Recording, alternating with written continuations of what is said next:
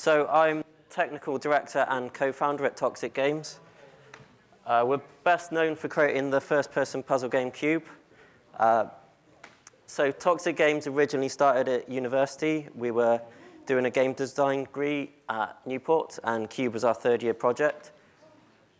We originally got the idea when we saw this animation made by someone at the Vancouver Film School. We saw the concept of this guy trapped in the world with the ability to control these blocks and thought it was a good idea for a game because there was a lot of scope with it and it was also quite easy to make levels out of blocks when we're not very good at art. So the first demo we made, we built in UDK. Around the same time we started the project, Epic released the Unreal Engine for free. This was great for us because it meant we could make a standalone game, not just a mod, but it was also really well suited to the game we were making. And also because we're all design students, none of us had any programming knowledge, but we found we could achieve what we wanted to do using Kismet, which is the visual scripting system they use, similar to what Blueprint is in UE4 or Playmaker in Unity. So we created a 15-minute demo. It just showed the basic concept, like the core gameplay, and a few simple puzzles. I'll just show you a quick video.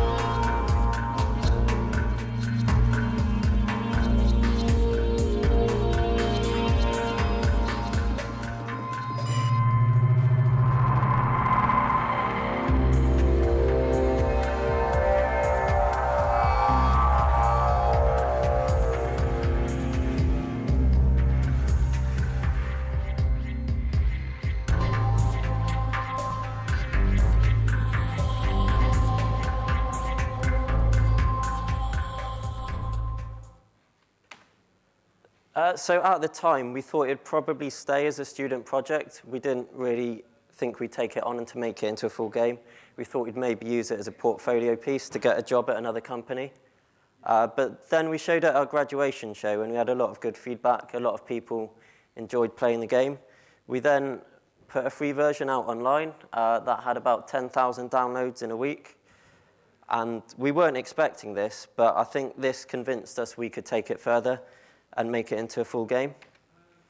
Now, there were a lot of hurdles along the way. First of all, we'd all finished uni, so we'd all moved back home. We had jobs as well, so it was difficult to find time to work on this. So we needed to get funding, and getting funding can be difficult when you just finish uni, because a lot of investors, they'll look for people with experience or a proven track record, which you're not going to have. This was also before Kickstarter and all the other crowdfunding websites, and the whole independent scene was relatively new, so most investment within the games industry was it was aimed at like the AAA studios, the much bigger companies. There wasn't much available for small projects. But we did find a company called Indie Fund. They're a group of 7 independent developers who successfully released games themselves, and they were using the money they'd made and the knowledge they had to finance other projects. This was great for us because they're really knowledgeable about the industry. They helped us out. They gave us great advice. They also understood we were inexperienced, but were willing to back us because they saw a lot of potential in the game. In the end, we had £60,000, which allowed us to work full time. Now, going from a student project to a full commercial game, like the scale of the production did go up quite a lot. The university demo was 15 minutes. The full game was 3 hours, roughly. But there was more to it than that. There's things like having a working menu, save system, having good music, good sound effects. These are a lot of things you don't really need to worry about for a student project, but we needed to include them for the full game. We also, because we thought we could continue using Kismet to make the full game rather than getting a program on board, which was our biggest mistake, because as you scale up production, things get more complex, and it became really, really difficult to maintain everything.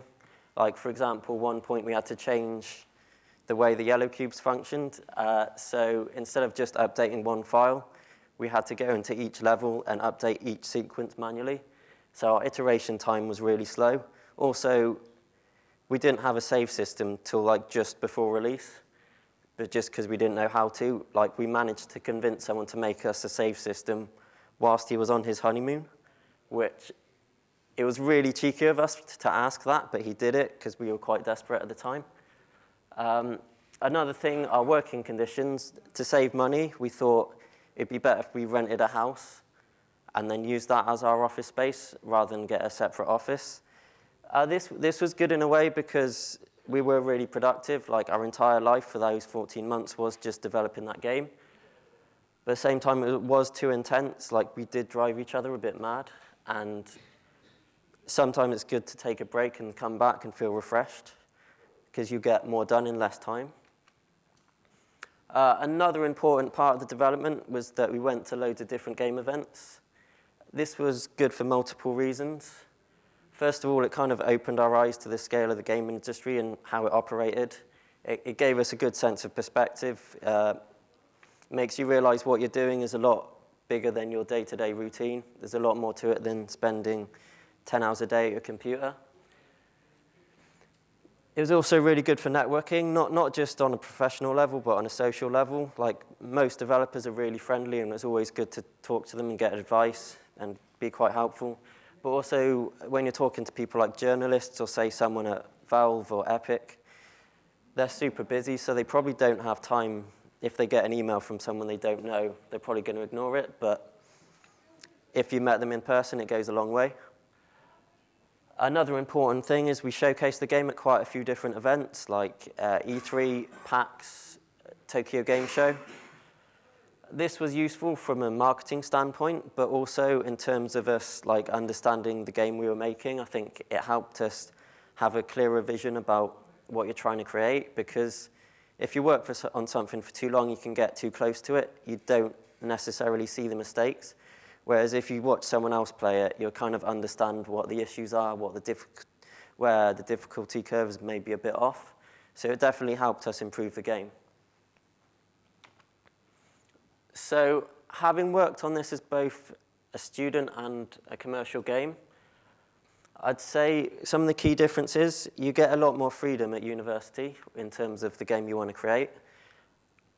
When you're working for another company, understandably, their aim is to make money, so they want to play it safe, and they might look at something that's been successful and try and copy it.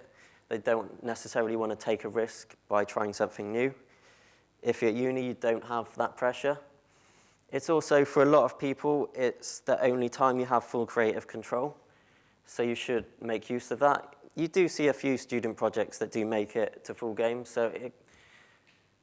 and I think that is just because there's no pressure environment to think of a new idea. One thing is player expectations are quite different. I think with a student project, if they can see what you're trying to do, they see the overall idea, I think they're willing to look past the mistakes. Whereas with a full game, people are comparing it to everything else that's available, so they can be a lot more harsh.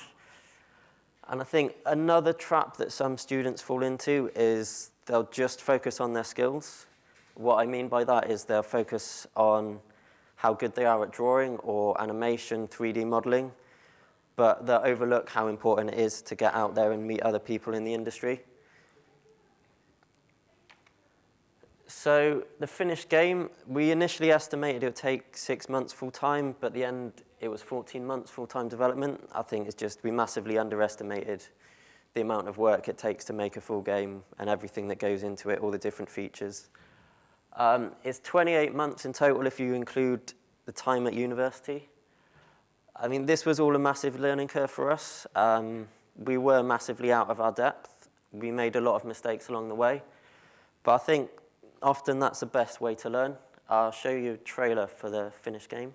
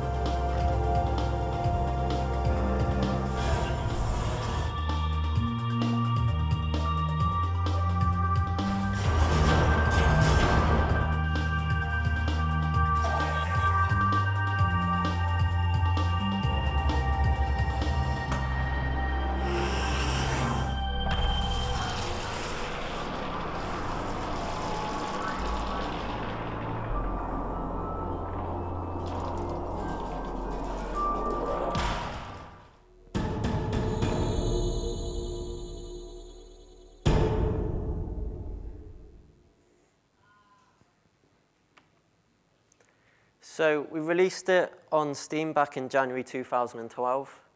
I think we had a mixed response from players and critics, probably not as good as we expected. The main reason for this is because throughout development, we'd always ask for people for feedback, usually face-to-face, and the majority of people don't want to offend you by saying something bad. They always feel they got to say something nice, particularly when you're talking to your friends. People on the internet, they don't have the same problem. I think most of our reviews range from 50 to 9 out of 10, so it was quite a mixed bunch. But despite this, we paid back the investment within 4 days of the Steam release. We did release at a good time on Steam, though. This was before Greenlight. There weren't as many games getting released on Steam, so we were on the front page for about a week and a half, and that's where most of the sales came from. Since then, we recently released Cube Director's Cut on consoles. That was back in July. We're working on Cube 2, and as of September, Toxic Games has been going for 5 years.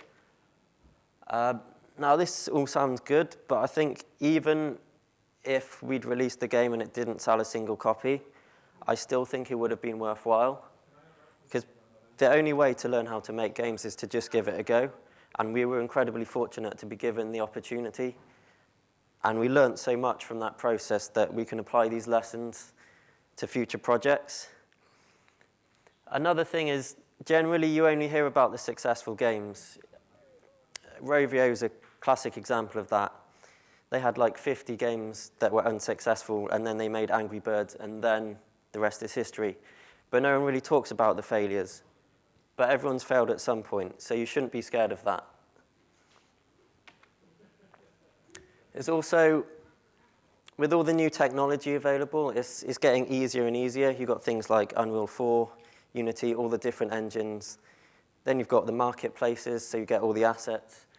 Because of this, it's getting easier and easier to make games, and because of this, the standard of games is also going up, which is good.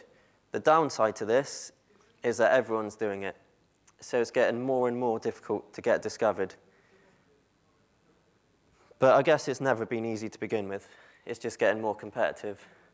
But this is why there's a lot of talk about, is this the death of indie? The thing is, when we started out, indie was kind of new, it was cool. Nowadays, no one really knows what it means. It's just diversified so much. But I don't necessarily think it's the death of indie. I just think it's constantly changing. I mean, you can see a graph here of the average amount developers make on Steam, and you can see since 2013 it's dropped off massively. But at the same time, this doesn't really take into account all the developers who couldn't get their game on Steam. And also, there's loads of other platforms, like console development's getting a lot easier with the different engine software. I mean, Sony and Microsoft are having a big indie push, so there's loads of different markets available. There's also VR, so there's always different options. It's just the gaming industry changes so quickly that you need to adapt to it. There's also a lot more different funding options nowadays. There's things like Kickstarter and all the other crowdfunding websites. But also game publishers, they understand independent development a lot better than they used to. So it's always useful to have someone who understands the business side. They understand how to get your game out there. They understand how to market it. Ultimately, they understand the audience. So my advice for students is that this is an ongoing process. It's not like we finished uni, we instantly knew what we were doing. Majority of the stuff we did, we learned on the job, and I think so does everyone else. Like I said before, like the industry changes so quickly, so if you're successful at one time, it doesn't mean you can do the same thing again. I genuinely think if we released the same game now, it would not sell at all. It's just we released it at a good time. So the industry changes quickly, you need to adapt to that. Another important thing is that when you're at university, you tend to live in a bit of a bubble. But I think it's important to get out of that, because sometimes for some people it can be a bit daunting when they finish uni, because they don't necessarily know what the next steps are. That's why I think it's important to get out there, meet other people in the industry, because while your skills are definitely important, it's really important to learn about the development side.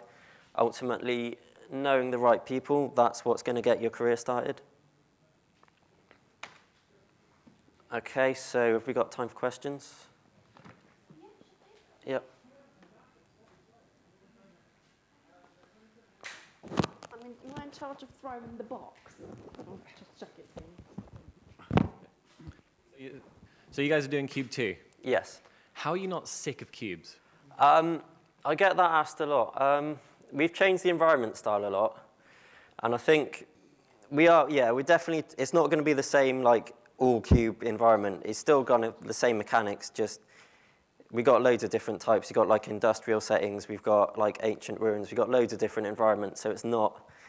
All right, cool. I understand the point that if you're constantly looking at cubes, it does drive you a bit mad, but we've changed it enough that I can deal with it. Okay. You're on the way. What's your thoughts on Kickstarter as a funding platform? We were tempted to use it. I think it's a bit of a risk. I know people who've done campaigns that they actually put a lot of effort into it. There's a lot of work that goes into it, and then if you're unsuccessful, you've got nothing to show for it. I also think when it first came out, everyone went mad for it because people promised loads of games. They thought this game looks amazing, and then people didn't really deliver on those promises. So people are a lot more wary about which games they back. So I think it works for some people, but not everyone. So in that sense, it is quite risky. But the people who do well out of it do really well. So you wouldn't do it for Cube 3 then? No, I don't think so. Have you got any ideas for multiplayer?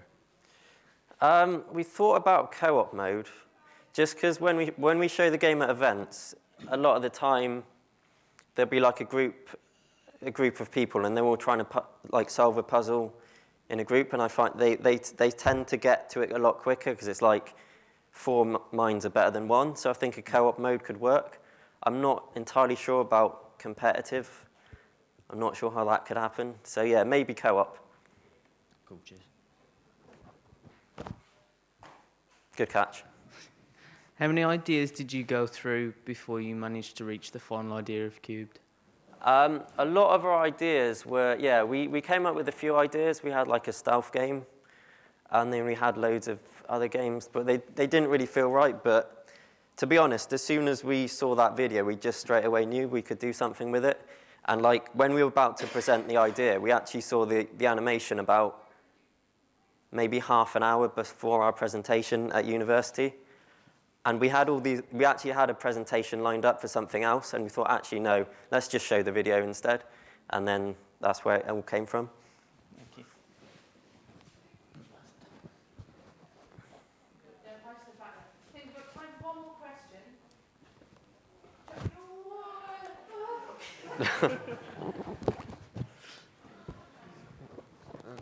sit this way.